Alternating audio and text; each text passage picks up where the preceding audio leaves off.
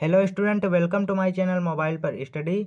Student, जितने भी बच्चे 2024 बोर्ड एग्जाम के लिए तैयारी कर रहे हैं उनके लिए यह वीडियो बहुत ही ज़्यादा इम्पोर्टेंट होने वाला है, क्योंकि इस वीडियो में मैं आपको बताने वाला हूं कि कक्षा 10 विज्ञान 2024 बोर्ड परीक्षा के लिए 20 महत्वपूर्ण बहुविकल्पीय प्रश्न जो कि आपके 2024 बोर्ड एग्जाम के लिए बहुत ही ज़्यादा इम्पोर्टेंट हैं। तो इन 20 महत्वपूर्ण बहुविकल्पीय प्रश्नों को आप लोग जरूर से तैयार कर लेना। बहुत ही ज़्यादा वेरी इम्पोर्टेंट प्रश्न हैं और आपके बोर्ड परीक्षा में आ सकते हैं, तो बहुत ज़्यादा इम्पोर्टेंट है। परीक्षा से मात्र अंतिम दिनों में आप यह प्रश्न तैयार करके 20 में 20 नंबर ला सकते हो, तो इन्हें आप लोग जरूर से तैयार कर लेना। तो चलिए स्टार्ट करते हैं। तो वीडियो को आप लोग लास्ट तक जरूर देखना और वीडियो अच्छी लगे तो वीडियो को लाइक भी कर देना और चैनल पर यदि नए हैं तो चैनल को भी सब्सक्राइब कर लेना। तो चलिए यहाँ पर स्टार्ट करते हैं कि कौन कौन से प्रश्न हैं। तो यहाँ पर सबसे पहला प्रश्न है कि स्वपोषी पोषण के लिए आवश्यक है, जो यहाँ पर स्वपोषी पोषण है उसके लिए आवश्यक है। ऑप्शन ए है कार्बन डाइऑक्साइड तथा जल, और ऑप्शन बी है यहाँ पर क्लोरोफिल, और ऑप्शन सी है सूर्य का प्रकाश, तथा ऑप्शन डी है यहाँ पर उपरोक्त सभी। तो दोस्तों, इसमें जो आपका सही उत्तर हो जाएगा वह हो जाएगा यहाँ पर उपरोक्त सभी, यानी कि ऑप्शन नंबर डी आपका राइट आंसर हो जाएगा। क्योंकि यहाँ पर देखिए स्वपोषी पोषण के लिए आवश्यक यहाँ पर पूछा गया है, तो यहाँ पर देखिए ऑप्शन ए है कार्बन डाइऑक्साइड तथा जल, यह भी आवश्यक है स्वपोषी पोषण के लिए। क्लोरोफिल भी आवश्यक है और सूर्य का प्रकाश भी आवश्यक है, तो सभी आवश्यक हैं, तो इसीलिए यहाँ पर उपरोक्त सभी वाला ऑप्शन आपका राइट आंसर हो जाएगा, ऑप्शन नंबर डी। यहाँ पर पहला क्वेश्चन हमारा कंप्लीट हो गया है, वेरी इंपॉर्टेंट क्वेश्चन था। इसके बाद बढ़ते हैं दूसरे प्रश्न की तरफ। तो यहाँ पर प्रश्न नंबर 2 है कि क्लोरोफिल अवशोषित करता है। क्लोरोफिल क्या अवशोषित करता है? यहाँ पर ऑप्शन ए है जल, ऑप्शन बी है यहाँ पर खनिज लवण, और ऑप्शन सी है प्रकाश ऊर्जा, तथा ऑप्शन डी है यहाँ पर ऑक्सीजन। तो दोस्तों, यहाँ पर आपका जो सही उत्तर हो जाएगा वह हो जाएगा यहाँ पर प्रकाश ऊर्जा, क्योंकि यहाँ पर जो क्लोरोफिल होता है वह अवशोषित करता है, तो वह प्रकाश ऊर्जा को अवशोषित करता है। ऑप्शन नंबर सी आपका राइट आंसर हो जाएगा। इसके बाद है प्रश्न नंबर 3। तो प्रश्न नंबर 3 है यहाँ पर कि हीमोग्लोबिन महत्वपूर्ण भूमिका निभाता है। हीमोग्लोबिन जो होता है वह महत्वपूर्ण भूमिका किस में निभाता है? ऑप्शन ए है श्वसन में, ऑप्शन बी है उत्सर्जन में, और ऑप्शन सी है पाचन में, तथा ऑप्शन डी है यहाँ पर पोषण में। तो दोस्तों, यहाँ पर जो आपका राइट आंसर हो जाएगा वह हो जाएगा श्वसन में, क्योंकि जो हीमोग्लोबिन महत्वपूर्ण भूमिका निभाता है वह श्वसन में महत्वपूर्ण भूमिका निभाता है। तो यहाँ पर ऑप्शन नंबर ए आपका राइट आंसर हो जाएगा। इसके बाद बढ़ते हैं अब आपके चौथे प्रश्न की तरफ। तो यहाँ पर प्रश्न नंबर 4 है कि मनुष्य के हृदय में कोष्ठों यानी कि वेश्मों की संख्या होती है। ऑप्शन ए है 1, ऑप्शन बी है 2, और ऑप्शन नंबर सी है 3, और ऑप्शन डी है 4। तो दोस्तों, यहाँ पर सही उत्तर जो होगा वो होगा यहाँ पर 4, क्योंकि जो आपका हृदय में कोष्ठों की संख्या होती है वह 4 होती है। यहाँ पर मैंने एक चित्र भी लिया है आपको समझाने के लिए। यहाँ पर आप लोग देख सकते हो कि मनुष्य में दोहरे परिसंचरण तंत्र का रेखीय चित्रण का यह चित्र है। तो यह चित्र बहुत ज़्यादा इम्पोर्टेंट है। इसमें पूछा गया कि मनुष्य के हृदय में कोष्ठों की संख्या पूछी गई, तो 4 कोष्ठ होते हैं। यहाँ पर देखिए दायां आलिंद, बायां आलिंद, दायां निलय तथा बायां निलय, यह 4 कोष्ठक होते हैं मनुष्य हृदय में। तो इस चित्र को आपको बनाना जरूर से सीख लेना है, क्योंकि यह आपके बोर्ड एग्जाम में पूछा जा सकता है। इसका सिर्फ आपको चित्र बनाने के लिए पूछा जाता है। यहाँ पर क्या पूछा जाता है? चित्र बनाने के लिए पूछा जा सकता है, और 4 नंबर के लिए यह क्वेश्चन पूछा जाता है। तो मात्र आपको यह चित्र बनाना होता है और 4 नंबर आपको पूरे मिल जाएंगे। तो इसको यदि आप बहुत ज़्यादा आसान चित्र है, 1-2 बार आप इसकी यदि प्रैक्टिस कर लेते हैं तो आप बहुत ही अच्छे तरीके से बनाना सीख जाएंगे। तो आई होप कि आपको यह समझ में आ गया होगा चित्र। तो चलिए आगे बढ़ते हैं। इसका आप लोग स्क्रीनशॉट ले सकते हो, बहुत ज़्यादा इंपॉर्टेंट चित्र है। इसके बाद है प्रश्न नंबर 5 कि पल्मोनरी सिरा खुलती है या रुधिर लाती है। ऑप्शन ए है दाएं आलिंद में, ऑप्शन बी है बाएं आलिंद में, ऑप्शन सी है बाएं निलय में, और ऑप्शन डी है यहाँ पर दाएं निलय में। तो दोस्तों, इसका जो आपका सही उत्तर हो जाएगा यानी कि राइट आंसर हो जाएगा वह हो जाएगा यहाँ पर बाएं आलिंद में, क्योंकि यहाँ पर जो आपकी पल्मोनरी सिरा खुलती है या रुधिर लाती है तो वह बाएं आलिंद में खुलती है। तो इसका option number B right answer हो जाएगा बाएं आलिंद में। इसके बाद है आपका प्रश्न नंबर 6 कि मनुष्य में मुख्य उत्सर्जी अंग क्या है। यानी कि मनुष्य में जो मुख्य उत्सर्जी अंग है वह क्या है? ऑप्शन ए है वृक्क, ऑप्शन बी है फेफड़े और ऑप्शन सी है त्वचा, ऑप्शन डी है यकृत। तो दोस्तों यहाँ पर जो आपको उत्सर्जी अंग है वह है यहाँ पर वृक्क, यानी कि जिसे हम कहते हैं किडनी। तो यही आपका सही उत्तर हो जाएगा किडनी, क्योंकि यह सबसे मुख्य उत्सर्जी अंग होता है मनुष्य शरीर में। तो वृक्क आपका राइट आंसर हो जाएगा, यानी कि ऑप्शन नंबर ए। इसके बाद है प्रश्न नंबर 7 कि मनुष्य में वृक्क एक तंत्र का भाग है जो संबंधित है। जो मनुष्य में वृक्क है वह एक तंत्र का भाग है जो संबंधित है। ऑप्शन ए है यहाँ पर पोषण, ऑप्शन बी है श्वसन और ऑप्शन सी है उत्सर्जन और ऑप्शन डी है परिवहन। तो यहाँ पर जो वृक्क है वह संबंधित है उत्सर्जन से, तो ऑप्शन नंबर सी आपका राइट आंसर हो जाएगा उत्सर्जन। इसके बाद है प्रश्न नंबर 8। प्रश्न नंबर 8 है यहाँ पर अलैंगिक जनन मुकुलन द्वार होता है। अलैंगिक जनन मुकुलन द्वार होता है, ये आपको बताना है। तो ऑप्शन नंबर ए है अमीबा में, ऑप्शन नंबर बी है यीस्ट में और ऑप्शन नंबर सी है प्लाज्मोडियम में और ऑप्शन नंबर डी है यहाँ पर कि लीशमानिया में। तो दोस्तों इसका जो सही उत्तर हो जाएगा वह हो जाएगा यहाँ पर यीस्ट में, क्योंकि जो अलैंगिक जनन का मुकुलन द्वार होता है वह यीस्ट में होता है, यानी कि option number B right answer हो जाएगा आपका। इसके बाद बढ़ते हैं प्रश्न नंबर 9 की तरफ। तो यहाँ पर प्रश्न नंबर 9 है कि पराग कोश में होते हैं। पराग कोश में क्या होते हैं?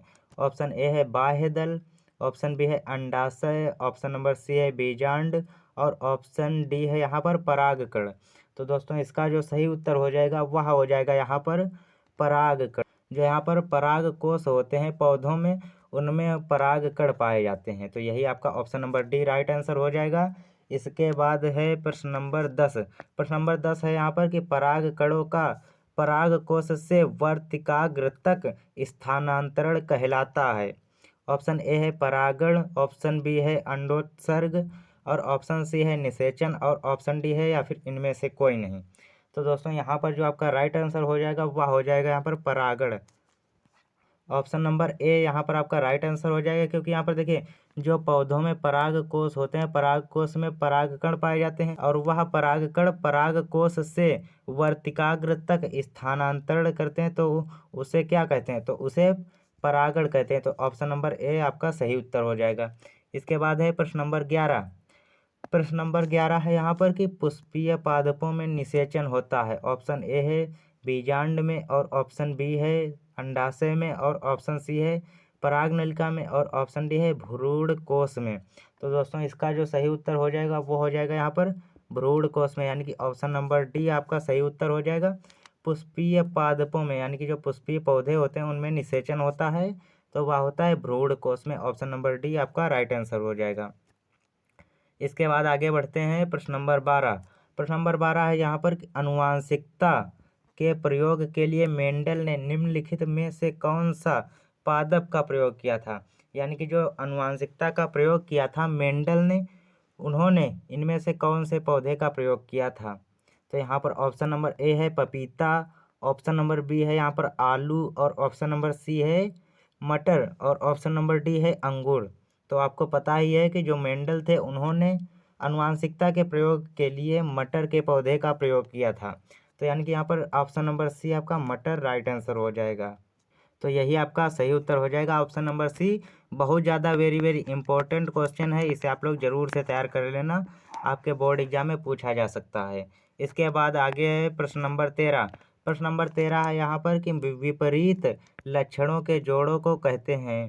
तो यहाँ पर विपरीत लक्षणों के जोड़ों को क्या कहते हैं? ऑप्शन नंबर ए है युग्म विकल्पी या एलीलोफ और ऑप्शन नंबर बी है यहाँ पर निर्धारक और ऑप्शन नंबर सी है समयुग्मजी और ऑप्शन नंबर डी है समरूप। तो दोस्तों इसका जो आपका सही उत्तर हो जाएगा वह हो जाएगा यहाँ पर युग्म विकल्पी एलीलोमार्फ। तो यही दोस्तों आपका राइट आंसर हो जाएगा ऑप्शन नंबर ए। इसके बाद है प्रश्न नंबर 14। तो प्रश्न नंबर 14 है यहाँ पर कि मानव में गुणसूत्रों की संख्या है। ऑप्शन नंबर ए है 42, ऑप्शन बी है 44 और ऑप्शन सी है 46 और ऑप्शन डी है यहाँ पर 48।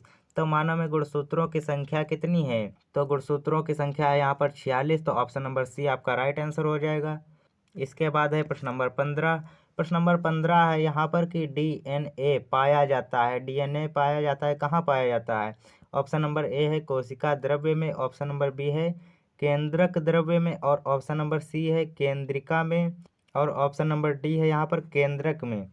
तो दोस्तों इसका जो सही उत्तर हो जाएगा वह हो जाएगा यहाँ पर केंद्रक द्रव्य में। ऑप्शन नंबर बी आपका राइट आंसर हो जाएगा केंद्रक द्रव्य में। जो डीएनए होता है वह आपका केंद्रक द्रव्य में पाया जाता है। Option number B right answer हो जाएगा। इसके बाद है प्रश्न नंबर 16।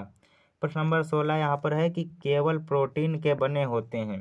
तो यहाँ पर कौन से ऐसे हैं जो कि केवल प्रोटीन के बने होते हैं। ऑप्शन नंबर ए है क्लोरोप्लास्ट, ऑप्शन नंबर बी है लाइसोसोम, और ऑप्शन नंबर सी है प्रायोन्स, और ऑप्शन नंबर डी है जीन्स। तो दोस्तों इसका जो आपका सही उत्तर हो जाएगा वो हो जाएगा यहाँ पर प्रायोन्स। जो केवल प्रोटीन के बने होते हैं वह होते हैं प्रायोन्स। तो यहाँ पर आपका option number C right answer हो जाएगा। इसके बाद है आपका प्रश्न नंबर 17। तो यहाँ पर प्रश्न नंबर 17 है कि जैव विकास का सिद्धांत प्रतिपादित करने वाले वैज्ञानिक का नाम है। तो जैव विकास का सिद्धांत प्रतिपादित करने वाले वैज्ञानिक का नाम यहाँ पर आपको बताना है। ऑप्शन नंबर ए है चार्ल्स डार्विन, और ऑप्शन नंबर बी है ग्रेगर मेंडल, और ऑप्शन नंबर सी है यहाँ पर जगदीश चंद्र बोस, और ऑप्शन डी है यहाँ पर कि हरगोविंद खुराना। तो दोस्तों इसका जो सही उत्तर हो जाएगा वह हो जाएगा यहाँ पर कि चार्ल्स डार्विन। जो जैव विकास का सिद्धांत जिन्होंने प्रतिपादित किया था उन वैज्ञानिक का नाम है Charles Darwin. Option number A आपका राइट आंसर हो जाएगा। तो यहाँ पर 17 प्रश्न हमारे कंप्लीट हो गए हैं। वेरी वेरी इंपॉर्टेंट प्रश्न थे, इन्हें आप लोग जरूर से तैयार कर लेना। मैं बार बार आपसे कह रहा हूँ कि इन्हें जरूर से तैयार कर लेना, कोई ना कोई क्वेश्चन आपके बोर्ड एग्जाम में आ सकता है। इसके बाद है प्रश्न नंबर 18। प्रश्न नंबर 18 है यहाँ पर कि डार्विन के अनुसार नई प्रजातियों की उत्पत्ति होती है। ऑप्शन नंबर ए है प्राकृतिक वर्ण से, ऑप्शन नंबर बी है उत्परिवर्तन से, और ऑप्शन सी है प्रसंकरण से, और ऑप्शन नंबर डी है यहाँ पर उपार्जित लक्षण से। तो दोस्तों यहाँ पर मैं आपको बता दूं कि इसका जो राइट आंसर हो जाएगा वह हो जाएगा यहाँ पर प्राकृतिक वर्ण से, यानी कि ऑप्शन नंबर ए आपका राइट आंसर हो जाएगा। जो डार्विन थे उनके अनुसार नई प्रजातियों की जो उत्पत्ति होती है वह प्राकृतिक वर्ण से होती है। तो इसका यही राइट आंसर हो जाएगा। इसके बाद बढ़ते हैं प्रश्न नंबर 19 की तरफ। तो यहाँ पर प्रश्न नंबर 19 है कि समजात अंगों का उदाहरण है। समजात जो अंग होते हैं उनका उदाहरण है। ऑप्शन ए है मनुष्य के हाथ तथा कुत्ते के अग्रपद, और ऑप्शन बी है यहाँ पर कि मनुष्य के दांत तथा हाथी के दांत, और ऑप्शन सी है आलू एवं घास के ऊपरी भूस्तारी, और ऑप्शन डी है उपरोक्त सभी। यानी कि जो ये सभी हैं ये समजात अंगों का उदाहरण है। तो दोस्तों इसका जो सही उत्तर हो जाएगा वह उपरोक्त सभी होगा। यानी कि जो ये सभी ऑप्शन दिए गए हैं यह सभी समजात अंगों के उदाहरण हैं। तो option number D right answer हो जाएगा उपरोक्त सभी। इसके बाद है आपका प्रश्न नंबर 20 कि विकास के दृष्टिकोण से मानव से सबसे निकटवर्ती है।